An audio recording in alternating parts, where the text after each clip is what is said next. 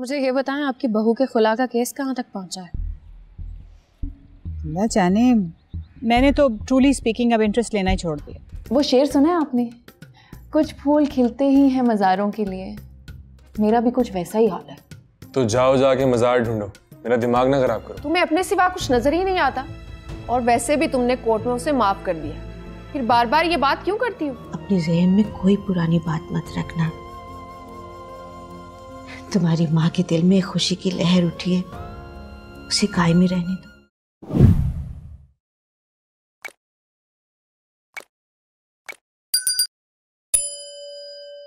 मैं तो हैरान हूँ, मुझे फोन नहीं किया और जमाली को फोन करके इन्फॉर्म कर रहा है कि वो वापस आ रहा है। चलो भाई, जैसे उसकी मर्जी। मैं क्या कहूँ माँ। एनीवेज, आप मुझे ये बताएं, आपकी बहू के खुला का केस कहाँ तक पहुँचा है?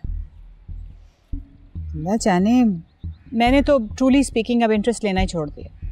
वैसे भी मेरे पास इस वक्त सारा टाइम, मेरा फोकस मेरा बिजनेस है। ठीक है, तुम जाओ।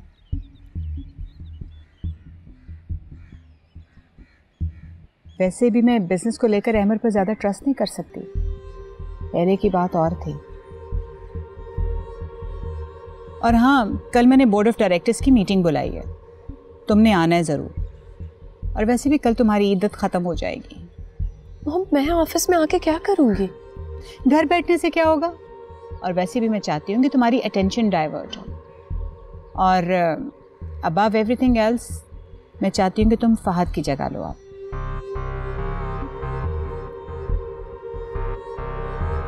बहुत मुश्किल से कटा है ये वक्त।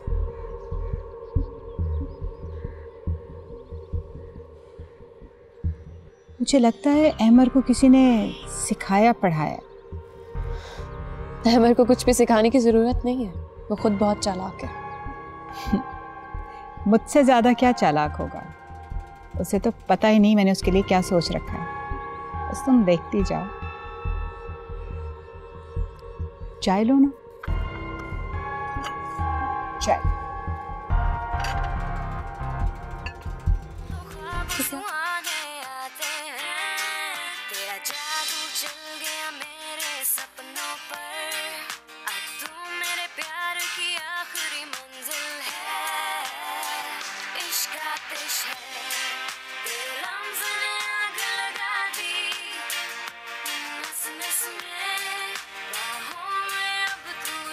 तुम्हें पता है, नज्जा ना अपने पिंड की सबसे सियानी कुड़ी है। पता है मेरी कितनी सहेलियाँ थी वहाँ पे। जब भी मेरी सहेली कोई परेशान होती है ना, तो मेरे से मशवरा लेने आती है। मैं बड़े अच्छे मशवरे देती हूँ। पता है, मैट्रिक में ना मेरी 10 दफ़ा कंपार्ट आई है। पता नहीं मैं इतना पढ़ती हूँ, इंटेलिजेंट तो हूँ, लेकिन पता नहीं क्यों कंपार्ट आ जाती है। लेकिन इस दफ़ा चाचे ने कहा है, शहर जाके ना चंगी मेहनत करना, मैं इस दफ़ा पास हो जाऊँगी, देखना। हेलो, वो सुन रहे हैं?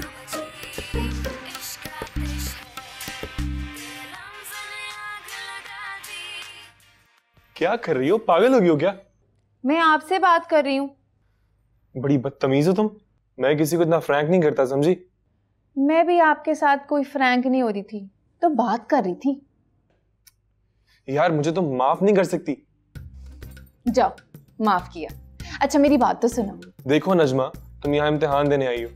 अगर पास होना है ना तो कमरे में जाकर पढ़ो, वरना इस दफा तुम लाजमी फेल हो जाओगी दोबारा। वो शेर सुना है आपने, कुछ फूल खिलते ही हैं मज़ारों के लिए। मेरा भी कुछ वैसा ही हाल है।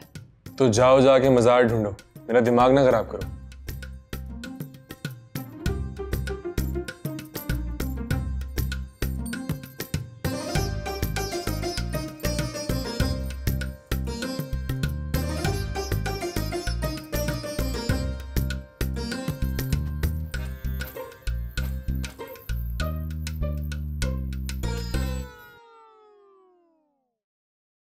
अस्सलाम वालेकुम। वालेकुम अस्सलाम। कैसी हो? बिल्कुल ठीक, तुम कैसी हो? कब आई? मैं ठीक हूँ, और अभी अभी आई, सबसे पहले तुम्हारे पास आई। अच्छा, तुम्हें पता है मैं तुमसे कुछ ज़रूरी बात करने आई। हाँ हाँ बोलो। तुम्हें तो पता है मेरा रिश्ता अहमर से तय हुआ था। बिल्कुल याद है। तो कल मैंने रुबाब खाला से इस बारे में बात की, लेकिन उन्होंने तो बात को घुमा फिरा के खत्म कर दिया। तो क्या तुम अहमर की एक बीवी होते हुए भी उससे शादी कर लोगी? तुम्हें नहीं पता, वो तलाक ले रही है अहमर से, और अहमर भी जेल से आने के बाद उससे मुतनफ़र हो गया। अब जाहिर है मेरा रास्ता साफ। सारा, तुम क्यों बच्चों वाली जिद कर रही हो? तुम्हें रिश्तों की कोई कमी है क्या? मुझे ये बात समझ में नहीं आ रही, अहमर में ऐसी खास बात है ही क्या? बात अहमर की नहीं है, मेरा नाम उसके साथ जुड़ चुका है। तुम्हें नहीं पता मैंने तभी को कैसे बर्दाश्त किया उसके साथ। अब कुदरत ने मुझे एक और मौका दिया है, तो मैं क्यों ना इसका फायदा उठाऊं। तुम तो जानती हो वो कितना रिच है।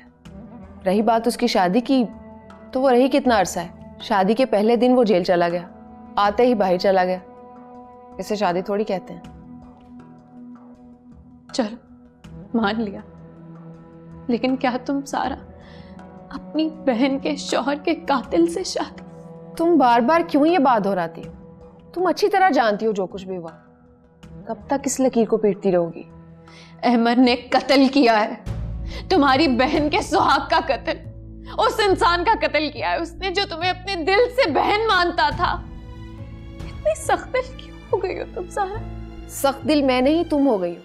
तुम्हें अपने सिवा कुछ नजर ही नहीं आता, और वैसे भी तुमने कोर्ट में उसे माफ कर दिया। फिर बार बार ये बात क्यों करती हो? या तो खाला के सामने स्टैंड ले लेती, ना माफ करती उसे, फांसी लगने देती। वो मेरे सामने आकर गिड़गिड़ाई थी, मैं क्या करती? तो ना मानती, पत्थर दिल हो जाती। अब क्यों पछता रही हो? अगर मैं तुम्हें उससे शादी ना करने दूं तो मैं फिर भी अहमद से शादी करूंगी। ये मेरी जिंदगी है, इसका फैसला मैं खुद करूंगी। सारा, इतना शाउट मत करो और संभालो खुद को। अपनी बहन की जिंदगी के साथ मत खेलो। सारा, तुम मेरी बात क्यों नहीं समझ रही हो?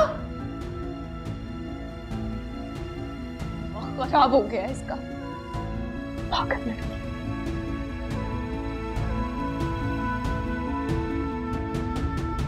अहमद की फ्लाइट का टाइम पूछा कि नहीं? जी अम्मी कॉल की थी, लेकिन नंबर बंद आ रहा है।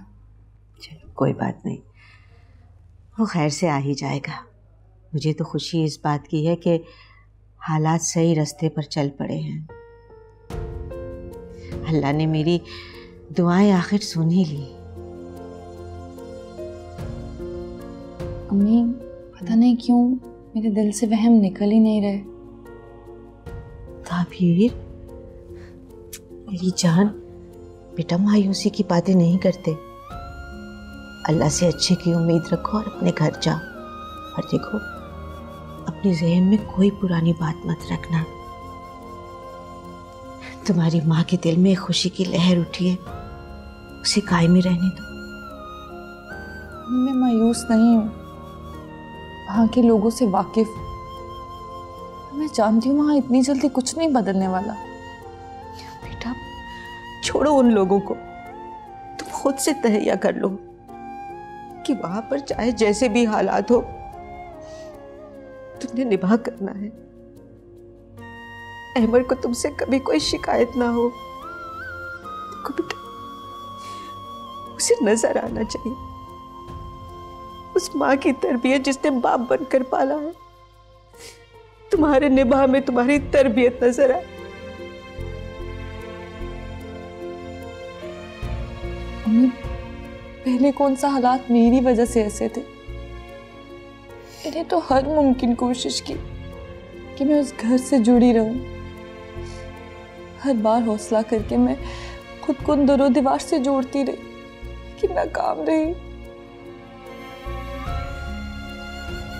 इस बार अपनी माँ का हौसला पल्लू से बांध कर जाओ, तुम्हें कमजोर नहीं पड़ने देगा। देखो बेटा, इतनी मुश्किलों से हालात ठीक हुए, कुछ ऐसा ना हो कि तुम्हारी मत जीते जी वो सब देख न सके। नहीं अम्मी, आप अपनी दुआओं के साए में मुझे अलविदा करें। मैं हर रिश्ता निभाऊंगी, आपकी बेटी अपना घर बना लेगी। मेरी दुआएं हमेशा तुम्हारे साथ है बेटा, हमेशा तुम्हारे साथ।